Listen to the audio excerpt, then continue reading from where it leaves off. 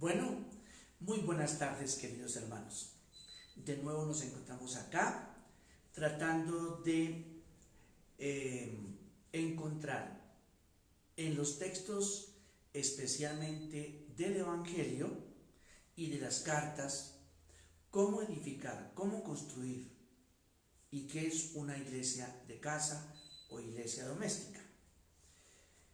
Recordemos que los templos están cerrados, pero ¿qué se abrieron? Las casas. Y allí en las casas, pues se están reuniendo las familias en torno a la palabra, han hecho un altarcito pequeño, han colocado sus imágenes, la Biblia, la cruz, para que se entienda también que la casa tiene como un espacio religioso, y en un espacio religioso en el que como que se muestra la fe que a los que habitan en esa casa los mueve, la fe en Dios y la fe ante todo pues en Jesús nuestro Señor. Bien, hoy quisiera hablarles de las iglesias de casa en los escritos de San Juan. Ustedes saben que al evangelista Juan, que propiamente no es el discípulo Juan, se le atribuyen especialmente 4 escritos: el Evangelio de Juan, las 3 cartas de Juan, primera, segunda y tercera, y el último de los escritos del Nuevo Testamento, que es el Apocalipsis. ¿Por qué se sabe que el autor puede ser el mismo? Por el lenguaje que utiliza. Por ejemplo, el comienzo del Evangelio de Juan es muy semejante a la primera carta del Evangelio, a la primera carta de Juan. Pero también los términos, por ejemplo, amados, hijitos, el mandamiento del amor, la alegría, son términos que atraviesan los escritos, y entonces se puede decir, parece que estos escritos son como de una misma persona. Bien, propiamente la palabra iglesia, que en griego se dice eclesia, no aparece en el Evangelio de Juan, tampoco en la primera carta o segunda, pero sí aparece en la tercera carta de Juan. Con esto quiero comenzar con la lectura, un pedacito de algunos versículos de la carta tercera de Juan. Esa carta se dirige al anciano Gallo y se le llama el amado, y a él escribe Juan. Dice: amado, versículo 5, estás obrando fielmente en lo que haces por los hermanos, y sobre todo cuando se trata de extraños, pues ellos dan testimonio de tu amor ante la iglesia. Más adelante, versículo 9 dice: escribí algo a la iglesia, pero Diótrefes, a quien le gusta ser el primero entre ellos, no acepta lo que decimos. Más adelante, versículo 10, también vuelve a decir: llamaré la atención a las obras que hace, porque prohíbe y expulsa de la iglesia a hermanos. Bien, entonces, propiamente, las 3 cartas y el Evangelio de Juan no hablan de iglesia. Recuerden ustedes que la iglesia no es lo mismo que, el término no implica lo mismo que lo que hoy llamamos la iglesia universal y extendida por toda la tierra, sino que iglesia se refería a estos grupos de cristianos que se reunían en una casa. Así aparece en todos los escritos del Nuevo Testamento. Las iglesias son iglesias domésticas, iglesias de casa, iglesias que se reúnen, grupos de cristianos, en un local, en una casa, que alberga a aquellos que creen en Jesús. En cambio, en el libro del Apocalipsis sí aparece 20 veces el término iglesia. Recordemos que al comienzo, ya desde el comienzo, en el Apocalipsis capítulo 2 y capítulo 3, se hace mención de 7 iglesias. La iglesia de Éfeso, todas son iglesias de Asia. La iglesia de Esmirna, la iglesia de Pérgamo, la iglesia de Tiatira, la iglesia de Sardis, la iglesia de Filadelfia, sexta, y la iglesia de la Odisea. Y desde el comienzo dice el texto que el ángel, es decir, el mensajero de Dios, le dice al escritor, a Juan, escribe a la iglesia de Éfeso, escribe a la iglesia de Esmirna. Le ordena pues transmitir mensajes. Pero no son iglesias extensas o regionales, sino que son como iglesias locales que se reúnen en una ciudad, por ejemplo, y en la casa de alguien. Bueno, ¿qué es lo que debe caracterizar a una iglesia según los escritos de Juan? Aparece en primer lugar que una iglesia de casa, según Juan, debe caracterizarse por la fidelidad, primero, a Jesús y por la obediencia al principal de los mandamientos. ¿Qué distinguiría entonces a una de estas nuestras familias que están aquí en estos, diríamos así, lugares o casas aquí en nuestra parroquia? ¿Cuál sería el distintivo? El mandamiento del amor vivido por la familia, o lo que llamamos amor de benevolencia. Porque a veces uno entiende, digamos, bueno, pero ¿qué es amar? Hay tantas definiciones de amor, hay tantas teorías sobre el amor, hay tantas maneras de amar, pero ¿cuál es el amor que Jesús nos regala como mandamiento nuevo? El amor, diríamos así, de benevolencia, es decir, aquella expresión de afecto muy grande por alguien, sea amigo, sea enemigo, a quien se le desea y se busca el bien.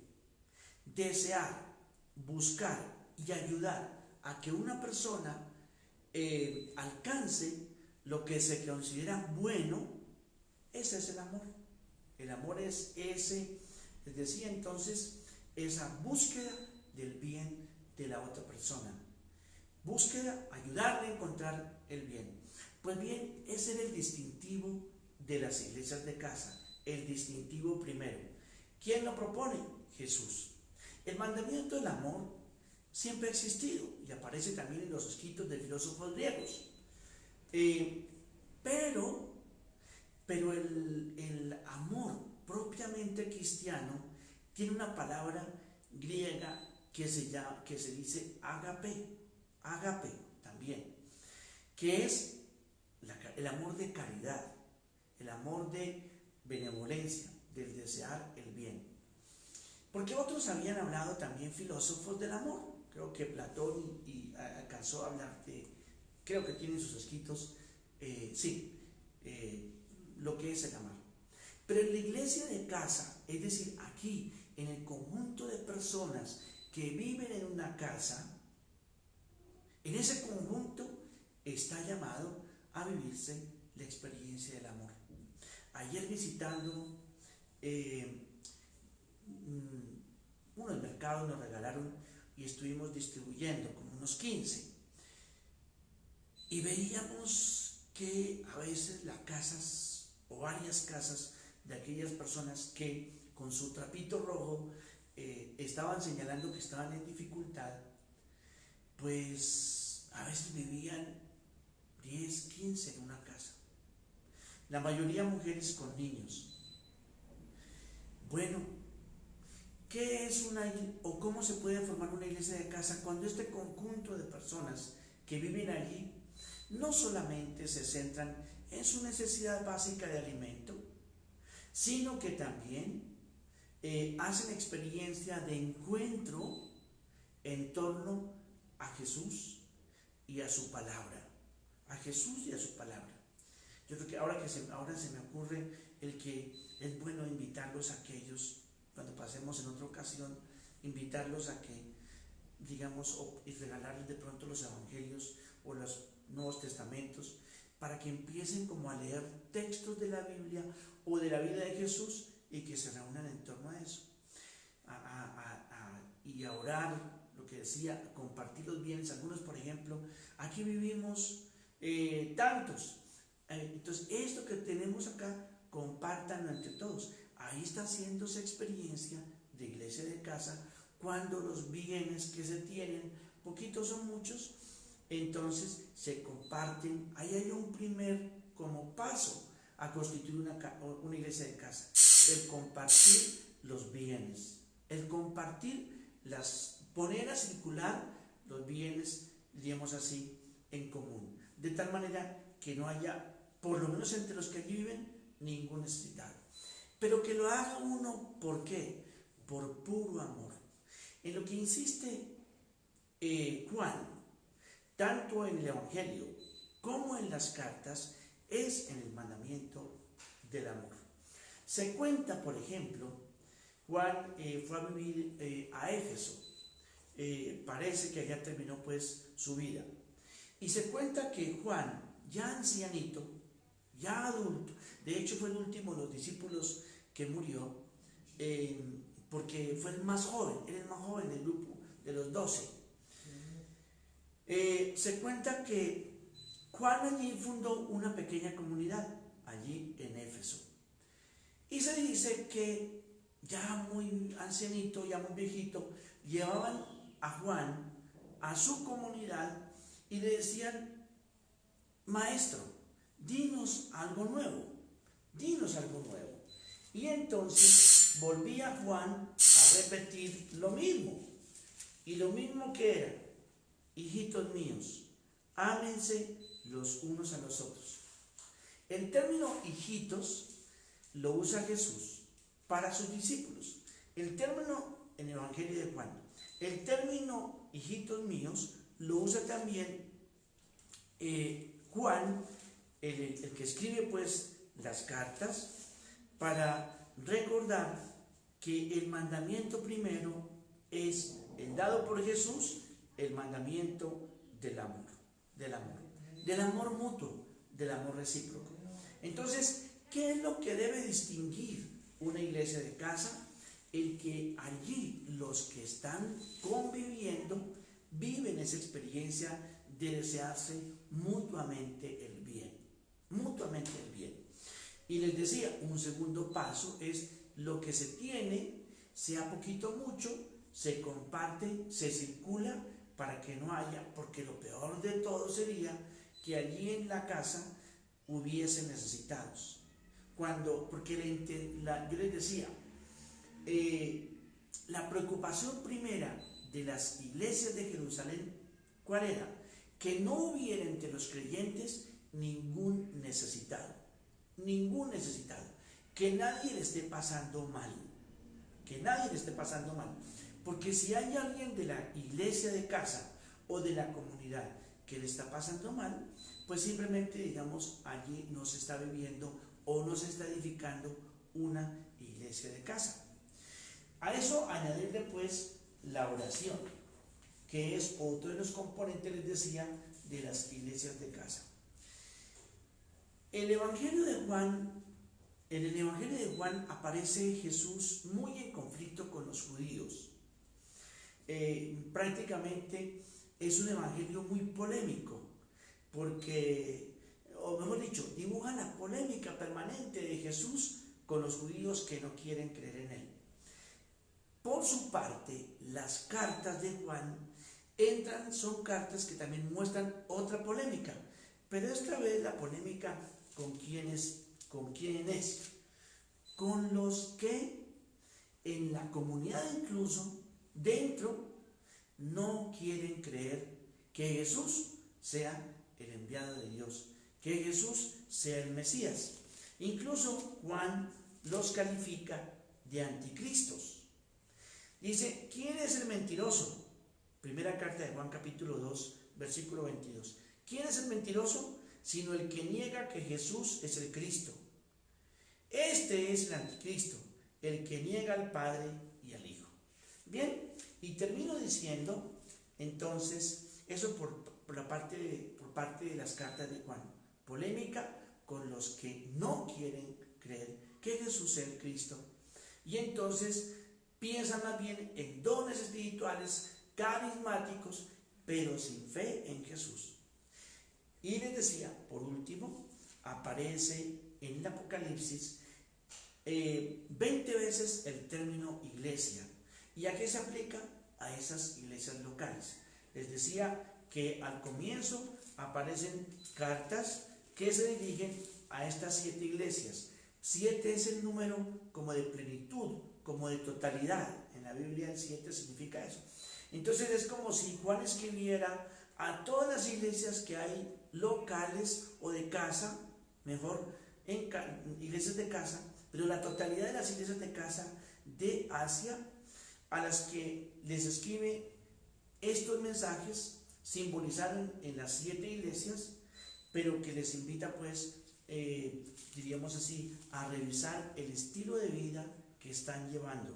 Por ejemplo, una de las iglesias a la que le habla muy fuerte es, tengo contra ti que no eres ni frío ni caliente, estoy por vomitarte de mi boca, dice el ángel, dice el ángel a la iglesia de la Odisea.